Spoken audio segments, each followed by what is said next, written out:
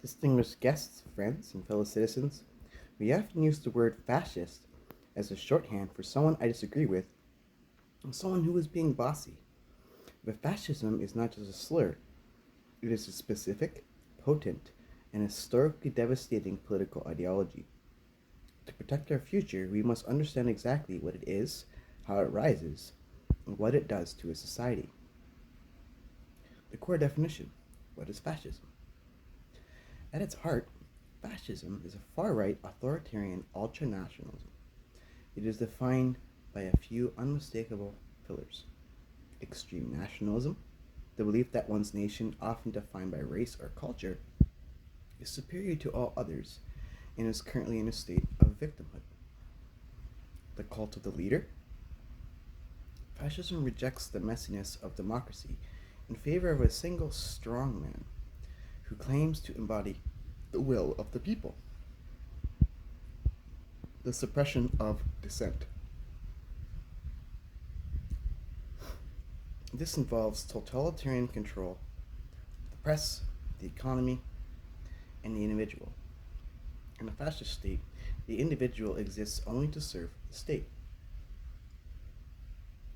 The word itself comes from the Latin fascis, meaning a bundle of rods tied around an axe. The symbolism is clear.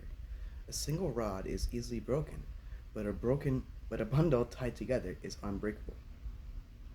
To the fascist, unity is achieved not through compromise, but through the violent pruning of weakness and difference. 2. The language of fascism. How the leader speaks. To understand fascism, you must listen to its rhetoric. It follows a specific script designed to bypass logic and trigger the gut. Look for these 4 techniques: the us versus them binary. Every problem is blamed on a specific group. They are portrayed as both a threat to the nation and simultaneously a subhuman. The rejection of complexity. Fascist rhetoric avoids nuanced policy. It offers simple solutions to incredibly complex problems, usually involving force or exclusion. The big lie. If you repeat the lie often enough and with enough confidence, people begin to believe it. This erodes the very concept of objective truth. Also, the victim-aggressor narrative. The movement portrays itself as a victim of a global or internal conspiracy. This justifies striking back with violence as an act of self-defense. 3. The cult of tradition and rebirth. Fascism is obsessed with the past. It relies on what scholars call palingenic ultranationalism, the myth of a national rebirth. Fascists look back to a golden age that likely never existed. They claim that the modern world is degenerate or corrupt, and that the only way forward is to return to traditional rigid hierarchies. They view progress, like civil rights or cultural diversity, not as growth, but as a poison that weakens the national spirit.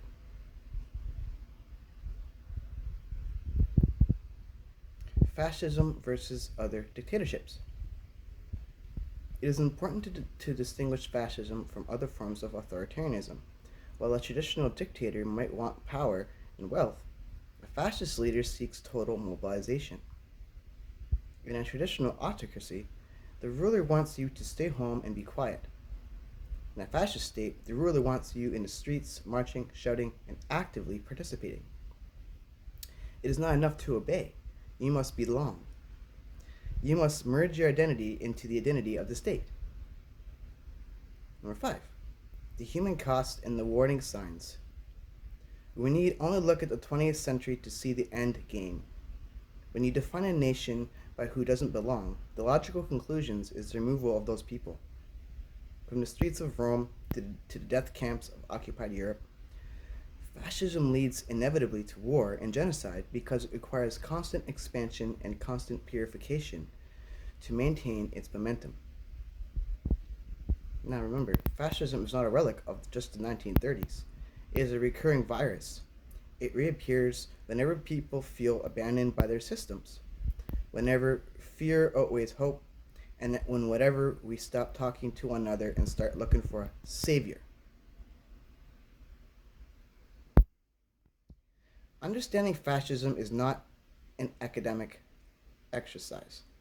It is an act of civic defense. By recognizing the signs of demonization of the other, the cult of personality, and the erosion of truth, we can ensure that the bundle of rods never again crushes the individual spirit. Freedom is fragile. It requires our constant attention.